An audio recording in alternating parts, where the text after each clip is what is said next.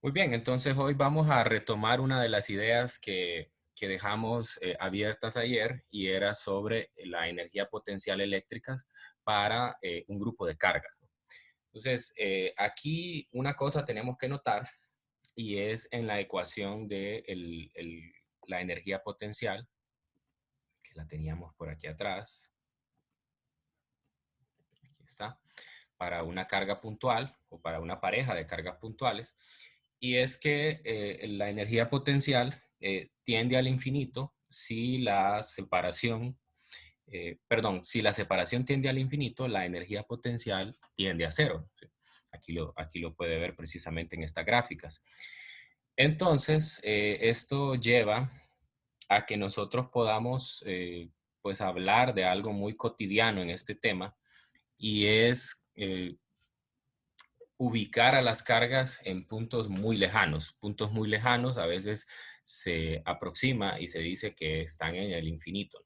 Entonces, cuando nosotros tenemos un arreglo de cargas, de lo que se habla usualmente es que un agente externo trae esas cargas desde el infinito y las va colocando en los puntos a fin de ir consiguiendo esta configuración que tenemos, ¿no? Entonces, esa configuración eh, en el caso tenemos dos tipos. Tenemos esta primera, que pueden ver que hay una Q sub cero, es una carga de prueba, como normalmente la llamamos. Y tenemos la misma configuración, pero en este caso sin la carga de prueba. Recuerde que la carga de prueba a nosotros nos sirve como una especie de medidor, como un sensor. El sensor que me va a detectar la presencia de una configuración de carga, ya lo puedo hacer mediante la medición del campo eléctrico. Esto es ver indirectamente cuál es la fuerza de repulsión que siente, pero en este contexto vamos a hablar de las cargas de prueba en términos de energía, ¿no? Entonces, esta carga a mí me va a permitir detectar esa configuración midiendo una energía. Entonces, en esta primera figura, la energía potencial asociada con la presencia de la carga de prueba en el campo producido por Q1, Q2 y Q3 se calcula mediante esta primera ecuación, ¿no? Entonces, si se fijan aquí, pues es bastante simple. Voy a tener de factor común a la carga de prueba entre la constante eléctrica y luego pues solamente voy poniendo la carga entre la separación que hay entre esa carga y la carga de prueba, ¿no? Pues es bastante sencillo. Ahora, pero también hay energía potencial implicada en el arreglo de estas cargas por sí misma, es decir, sin necesidad de colocar a la carga de prueba, ¿no? Entonces, si inicialmente la separación entre estas cargas es infinita, es decir, la disperso completamente de esta situación que tengo en la figura, entonces lo que vamos a hacer es traer en principio a la carga Q1 desde el infinito y la vamos a colocar en su posición. En este caso, no hay un cambio en la energía potencial, pues las otras cargas no están presentes todavía. Recuerden que nosotros veíamos que el cambio en energía potencial estaba asociado al trabajo necesario para mover una carga de un punto a otro. Entonces, si yo la muevo desde el infinito hasta este punto, la integral me da cero precisamente porque en la integral aparece la fuerza eléctrica y la fuerza eléctrica en este caso se tiene que deber a una oposición de alguna línea de campo que hay debido a una carga. Pero en este caso, cuando yo traigo a la carga uno, entonces aquí no hay ningún trabajo, no hay, perdón, no hay un cambio en la energía potencial. Bueno, entonces traigo esta carga. Después, al poner Q2 en la posición que corresponde, entonces esto ya genera una energía potencial. Esa energía potencial es igual al producto de la carga 1 por la carga 2 entre la constante eléctrica por la separación que hay entre ellas, que sería R12. Entonces ahí sí ya hay una energía, precisamente porque cuando yo traigo a la carga 2, esta carga tiene que vencer, por decirlo así, a las líneas de campo que provoca la carga 1. Después, entonces, lo que voy a hacer es traer a la carga Q3 desde el infinito hasta la posición que le corresponde Y entonces ahí tenemos dos términos, porque ahora voy a tener dos cargas antes. Entonces, esta carga Q3 tiene que vencer de nuevo el campo que genera la carga 1 y la carga 2 para poderse ubicar aquí. Entonces, sí hay un trabajo y ese trabajo tiene dos términos. Uno es el asociado con la carga 1 y el otro es el asociado con la carga 2. Entonces, ahí utilizamos esta segunda fórmula. Para esta segunda fórmula hay que tener mucho cuidado porque la definición es una sumatoria, pero esa sumatoria tiene un condicionante. En esa sumatoria solo pueden ir términos de tal manera que los índices y J sigan una relación. Esa relación es que I sea menor que J. Bueno, eso significa entonces que yo no puedo repetir términos, ¿verdad? Que siempre las combinaciones que yo voy a hacer aquí sean tales que I sea menor que J. Entonces yo tengo que asignar los números adecuados, ¿verdad? Entonces, aquí lo que decimos, en resumen, es que la energía potencial eléctrica de un sistema de cargas puntuales fijas es igual al trabajo que debe realizar un agente externo para armar, por decirlo así, al sistema, trayendo cada carga desde una distancia infinita, ¿verdad? Ok, entonces, para ejemplificar esto, vamos a hacer un problema, porque esto de la sumatoria puede ser un poco confuso. La primera, pues no es muy difícil, ¿verdad? Porque simplemente se trata de reconocer cuáles son las separaciones que hay entre las cargas y luego, pues, sustituir en esta sumatoria. Pero aquí sí ese condicionante de I menor que J puede ser un poco confuso. Bien, entonces vamos a resolver el problema 30.2 del RESNIC, ¿verdad? Entonces, en este problema lo que me dicen es que obtenga una expresión para el trabajo requerido por un agente externo para juntar cuatro cargas como se indica en la figura. Además, cada lado del cuadrado tiene una longitud A. Entonces, ahí pueden ver en la figura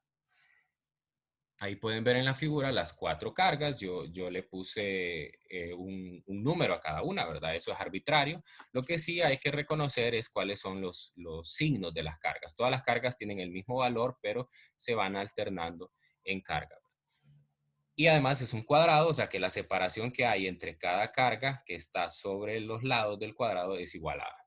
Entonces vamos a utilizar la ecuación anterior, que era la que decíamos que era la necesaria eh, para calcular el trabajo que un agente externo realiza para juntar las cuatro cargas.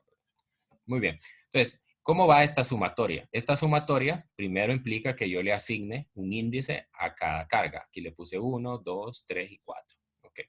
Entonces, yo voy a poner, primero saco de factor común la constante y en la sumatoria voy a poner todos aquellos términos que me cumplan la condición, es decir, que sea I menor que J. Entonces, en principio voy a tomar la carga 1. Para la carga 1 el índice es 1 y entonces voy a colocar términos en los cuales para un índice I igual a 1 se cumpla que I sea menor que J, ¿no? Entonces, si pongo J igual a 2, esto es, se cumple la condición, 1 es menor que 2. Si pongo en el segundo término como índice J 3, entonces se cumple, 1 es menor que 3. Y en el tercer término, si coloco 4 aquí, también se cumple que 1 es menor que 4, ¿no? Entonces estos primeros términos siguen la regla que me implica el sumatorio. Ahora me paso a la segunda carga. En la segunda carga, entonces, yo tendría que colocar todos aquellos que cumplan que I sea menor que J. I vale 2 ahora. Entonces, no puedo poner J1, porque J1 implica que la desigualdad me quede 2 menor que 1. Y eso no es cierto. Entonces, ese término no va. Tampoco puedo poner 2 y 2, o sea, es decir, I igual a 2, J igual a 2, porque eso haría que I y J sean iguales, entonces no se cumple la condición. Entonces, el primero que cumple la condición es cuando J es igual a 3, porque 2 es menor que 3. Okay. Luego el siguiente va a ser 4, porque 2 es menor que 4, y ahí termino con el I igual a 2. En el I igual a 3, solo voy a tener un término, porque el único J que va a ser mayor a 3 es el 4, ¿no? Es el único. porque si pongo J1, 2 o 3, entonces para todos estos la desigualdad no se cumple. Y mientras que ya cuando me voy con el 4, no hay ninguna otra carga o no hay ningún otro índice para J que haga que I sea menor que J, ¿no? Entonces ahí pues ustedes tienen que ir jugando con ese índice. Si se fijan, son todas las combinaciones posibles, ¿verdad? Sin repetir, ¿verdad? Sin repetir. Es decir, no es, da lo mismo que usted ponga, por ejemplo, aquí un Q3 y aquí un Q1, ¿verdad? Porque eso es lo mismo. Q1 por Q3 es exactamente lo mismo que Q3 por Q1, entonces va a dar el mismo término. Bueno, entonces espero que esa parte haya quedado clara. Ahora simplemente lo que voy a sustituir son los valores de la carga. Todas las cargas tienen el mismo valor, pero algunas son positivas y otras negativas, ¿no? Entonces ahí pueden ver cómo sustituyo. Y además necesito calcular los valores R14 y R23. Esos básicamente son la diagonal de este cuadrado, que hacemos la relación del triángulo. Entonces la hipotenusa pues nos queda la raíz de 2 por A. Esa va afuera de la raíz. Bien, entonces ahora juntamos términos, juntamos el primero, el segundo, el quinto y el sexto, ¿verdad? Y factorizamos, tenemos un solo término. Y juntamos el tercero y el cuarto en otro término. Y bueno, sacamos de factor común aquí el A y sacamos de factor común el Q cuadrado. De tal manera que pues el trabajo necesario nos queda de esta manera. Pues nos queda en forma simbólica porque el problema no nos da valores numéricos ni para las cargas ni para la separación que hay entre ellos. Entonces, ese ejemplo nos sirve para poder pues entender de mejor manera cómo se encuentra el trabajo necesario para armar un sistema de cargas. Ok, entonces ahora vamos a hablar de otro término que es muy útil en la ciencia en general y se conoce como el potencial eléctrico. Aquí lo que vamos a hacer es algo similar al campo eléctrico. Cuando nosotros teníamos el campo eléctrico, hicimos una separación de la fuerza eléctrica y dijimos, vamos a quitar la partícula que siente esa fuerza y vamos a definir una nueva cantidad que solo dependa de la fuente que provocó el campo. Entonces, lo mismo voy a hacer aquí. Una vez que ya conozco la energía potencial eléctrica, entonces voy a quitar esa dependencia porque para poder sentir esa energía, como lo ven aquí en la primera figura, pues yo tuve que poner una carga de prueba, ¿no? Entonces, para eso, defino una nueva cantidad que se conoce como el potencial eléctrico. El potencial eléctrico no es más que la división de la energía entre la carga de prueba. O sea, simplemente le quito la carga de prueba y ahora solo me va a quedar en función de la fuente. Similar al campo eléctrico. Cuando usted tenía el campo eléctrico, pues el campo eléctrico era igual a la fuerza entre la carga de prueba. Entonces, esta nueva cantidad es muy conocida en el mundo cotidiano, ¿verdad? Porque normalmente a esta cantidad se le asocia con su unidad. Su unidad es el volt o el voltio, como a veces se le llama en español, ¿verdad? El volt. Y normalmente está asociado con lo que se conoce como una diferencia de potencial, y a esa diferencia de potencial es la que usualmente conocemos como el voltaje. Estamos muy familiarizados con el voltaje, con todos nuestros aparatos electrónicos, ¿verdad? Porque siempre estamos pues pensando en si colocamos nuestros aparatos en el voltaje adecuado. Bien, entonces esto nos permite definir una nueva unidad que se conoce como el volt, pero también de aquí puedo ver que esa unidad puede estar escrita en términos de unidades del sistema internacional. Esas unidades del sistema internacional, recuerde que para energía es el joule y para la carga es el coulomb, ¿no? Entonces, un volt se puede definir como un joule por coulomb.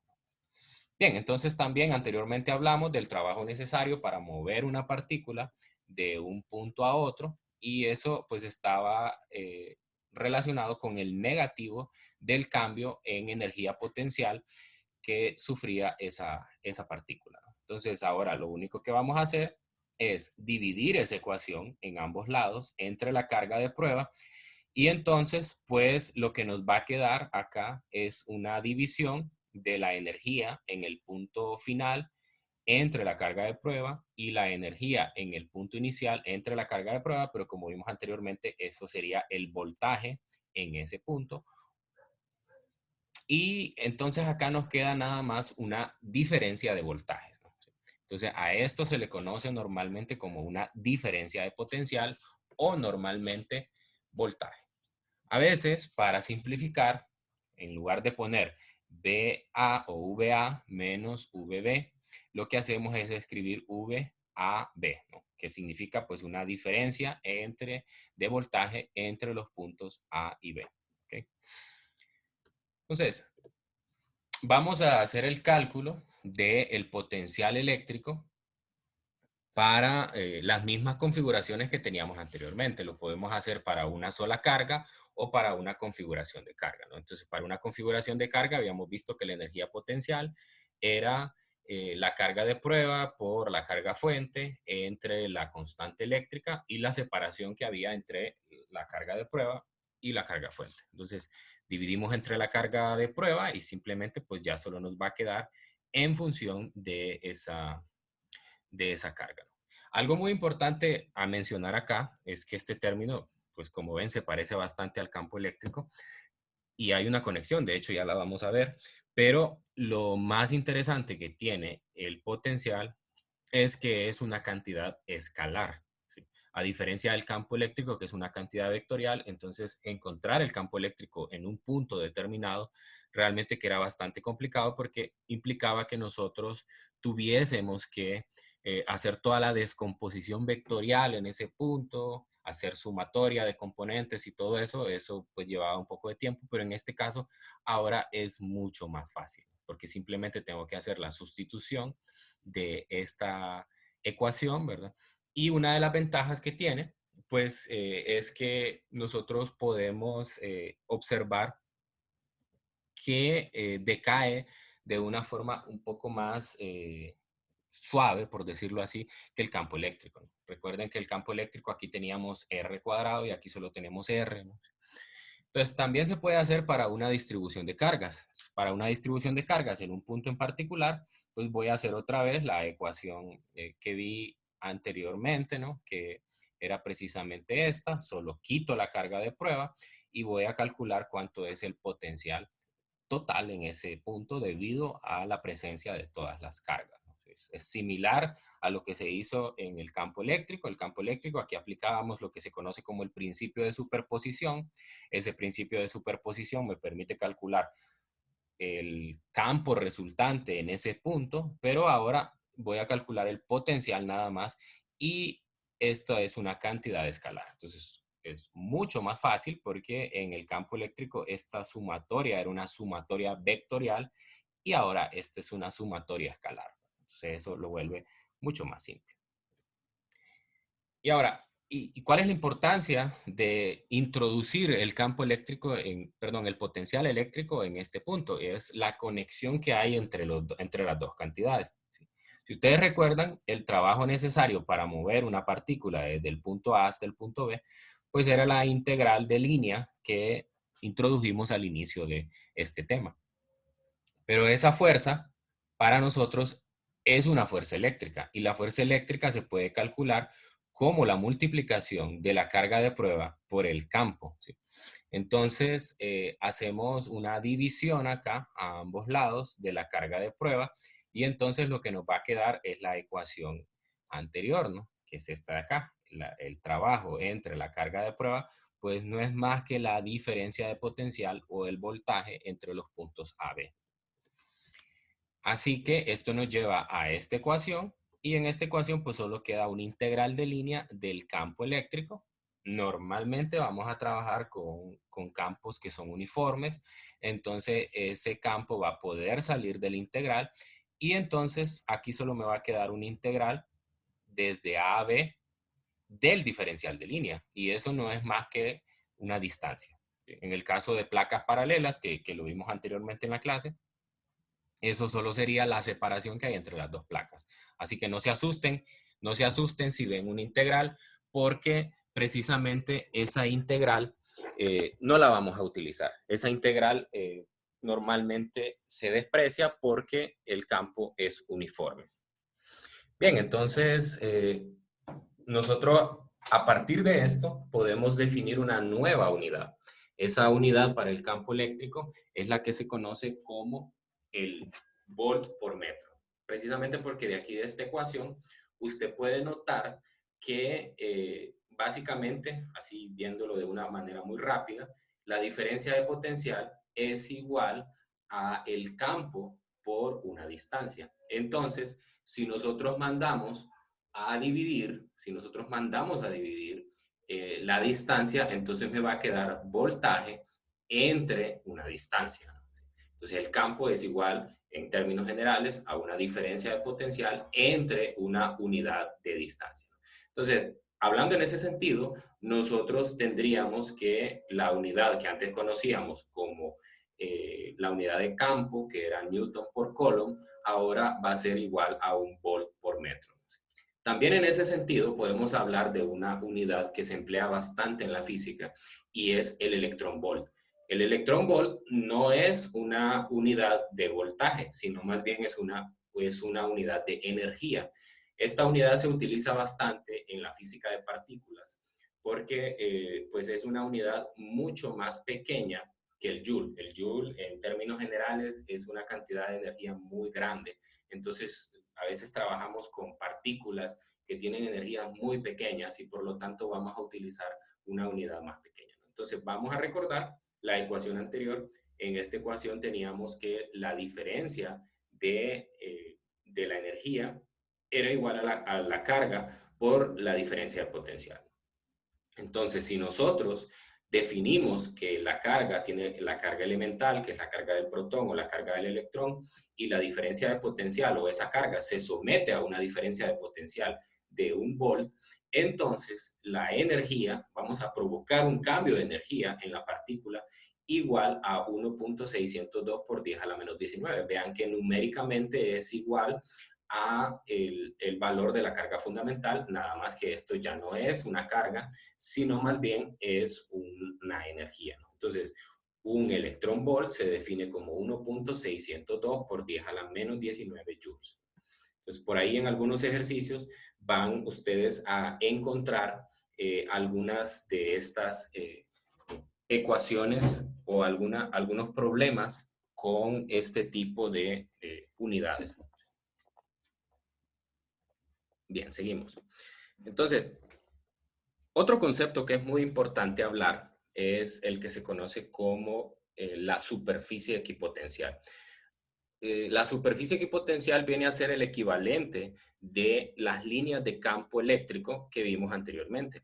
Las líneas de campo eléctrico a nosotros nos permitieron visualizar la forma que tenía el campo, es decir, la partícula o la distribución de carga lo que hace es modificar o perturbar de cierta manera el entorno, ¿no? ¿Sí? Entonces, si no hay una carga fuente, entonces una partícula al colocarla ahí no va a sufrir ningún cambio. Pero si tengo una carga fuente, entonces esta me perturba el entorno de tal manera que voy a poder medir una respuesta sobre mi carga de prueba.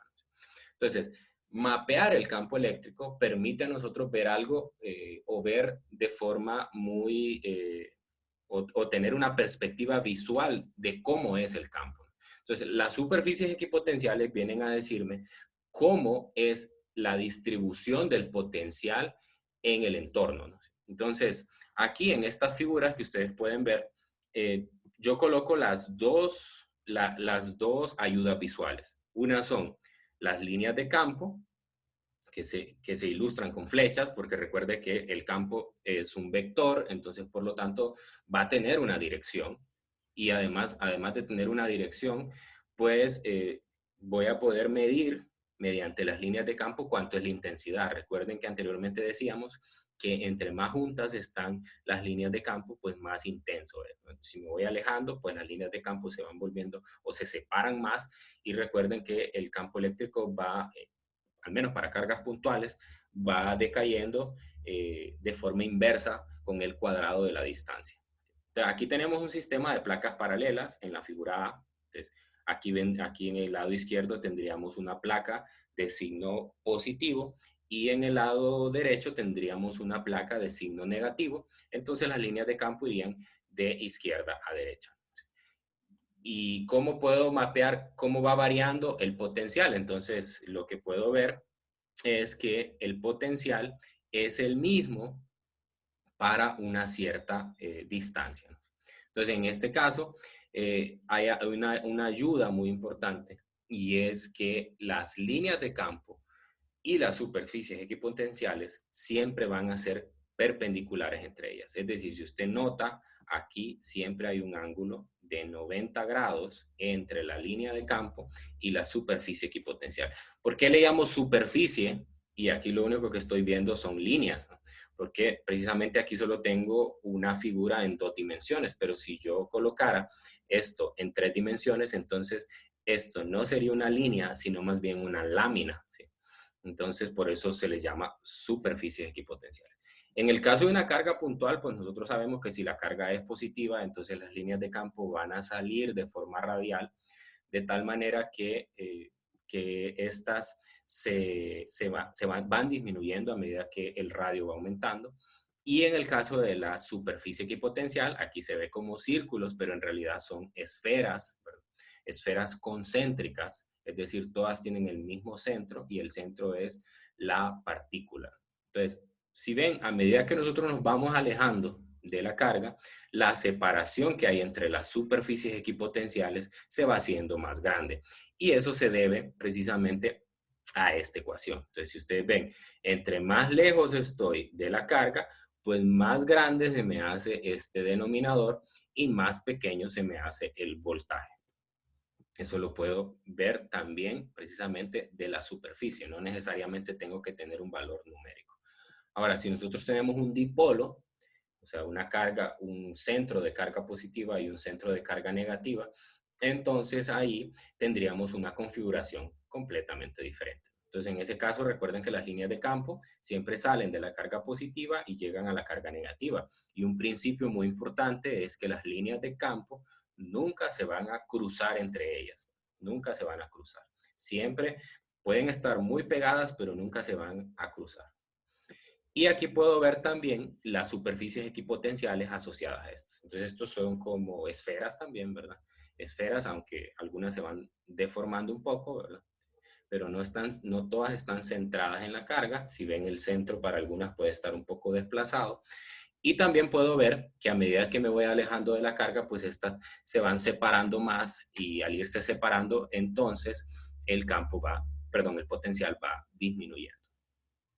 Entonces, ahora vamos a hacer un último problema para terminar la clase de hoy. Y en este problema, pues la idea es que nosotros calculemos potenciales. Entonces voy a tener, este es el problema 2317 del texto de física universitaria. Entonces me dice que las cargas puntuales Q1, que es una carga positiva, y Q2, que es una carga negativa, están colocadas en esquinas adyacentes de un cuadrado que tiene una longitud de 3 centímetros por lado. Entonces aquí pueden ver en la figura, coloco en una esquina una carga, en la otra esquina la otra carga, ¿verdad? Están en esquinas adyacentes y este es un cuadrado que cada lado es de 3 centímetros. El punto A se encuentra en el centro del cuadrado, aquí lo pueden ver, y el punto B en la esquina vacía más cercana a la carga 2, ¿no? Entonces aquí pueden ver que está más cercana a la carga 2. Y me dice que tome el potencial eléctrico como cero a una distancia lejana de ambas cargas. Inciso A, ¿cuál es el potencial eléctrico en el punto A debido a la carga 1 y la carga 2? En este punto central, ¿cuánto es el potencial? Recuerde que para encontrar el potencial vamos a utilizar, pues, esta ecuación. Esta es la ecuación para un punto en particular debido a una configuración de cargas. Entonces, la sumatoria o los términos de la sumatoria van a depender de cuántas cargas tengo. O sea, si tengo 3 cargas, entonces esta sumatoria tiene 3 cargas.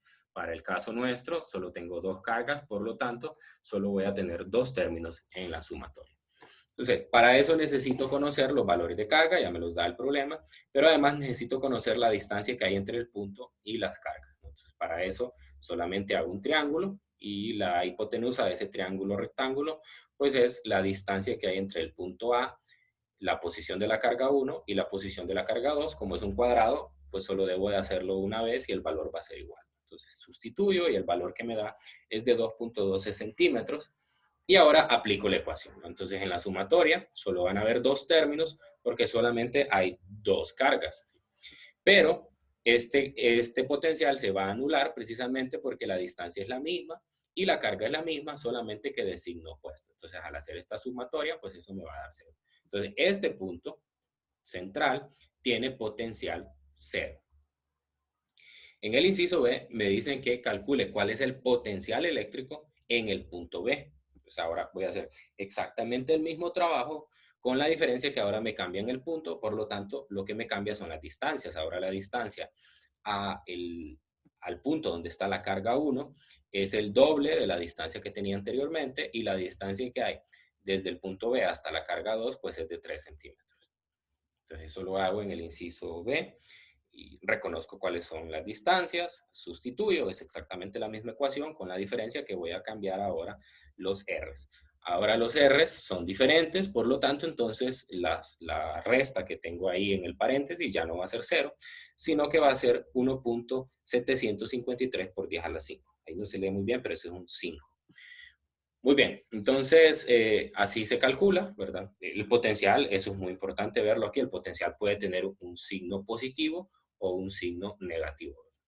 Bien, eh, ahora en el inciso C me dicen, me preguntan eh, si nosotros colocamos una carga puntual, Q3, en el punto A y después la desplazamos al punto B, entonces, ¿cuánto trabajo se va a realizar sobre la carga para moverla en ese punto? Y me preguntan además cuál es el trabajo, cuál es el signo del trabajo, si es positivo o negativo. ¿Sí? Entonces, volvemos a la figura y vemos aquí tenemos en una esquina del cuadrado a la carga 1, en la otra esquina a la carga 2 y en el centro pongo a la carga Q3. La carga Q3 la voy a mover desde el punto A hasta el punto B. Entonces, al moverla desde el punto A hasta el punto B, lo que estoy generando es un trabajo y recuerde que ese trabajo lo calculábamos como la multiplicación de la carga que estoy moviendo por la diferencia de potencial que hay entre esos dos puntos. Entonces,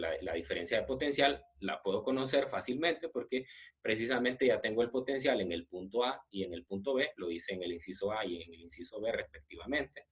Entonces, pues solamente sustituimos el valor de la carga, los valores de los potenciales y el trabajo. Entonces, el trabajo me da punto 8765 joules y es de signo negativo. Entonces, como ven, el trabajo es mucho más fácil que en el caso del campo eléctrico.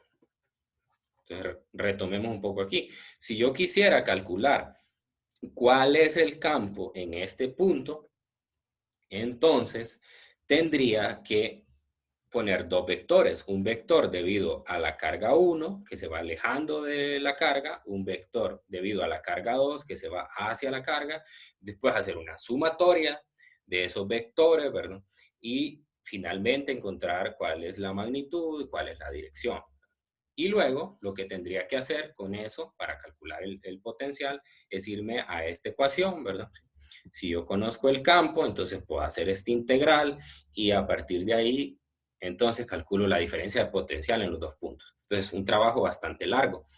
Mientras que esta definición se hace con el objetivo de que si usted conoce la diferencia de potencial, conoce la separación, entonces puede despejar para el campo y así de una forma muy rápida puede usted encontrar cuál es el campo eléctrico en ese punto.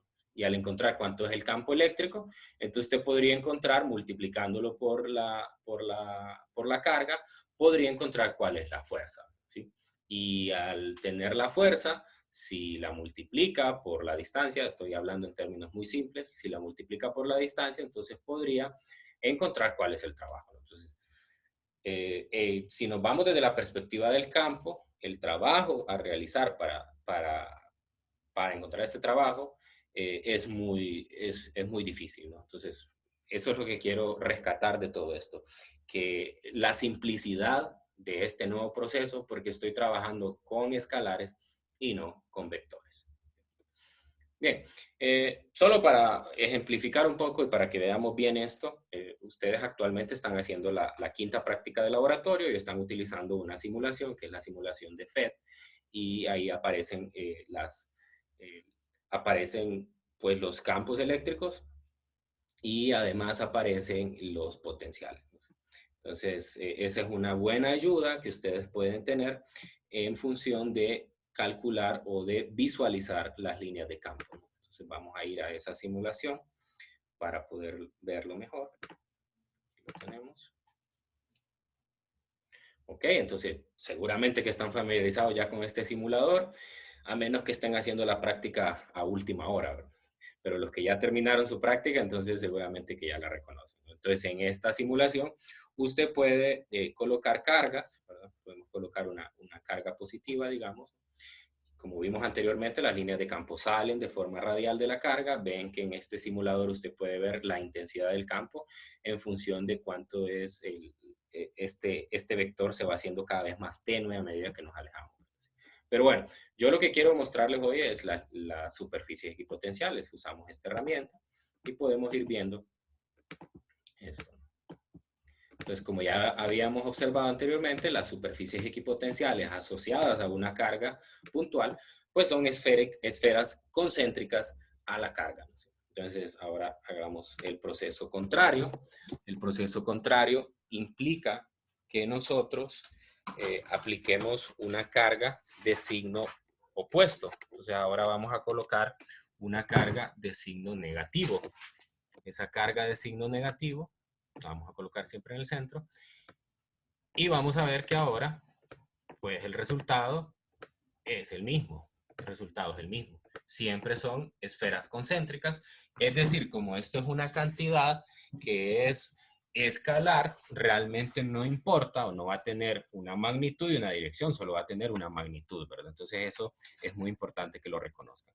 Si yo coloco otra carga, entonces voy a alterar todo esto y voy a dibujar nuevamente superficies equipotenciales y se ven como la figura que nosotros habíamos observado anteriormente. ¿Sí?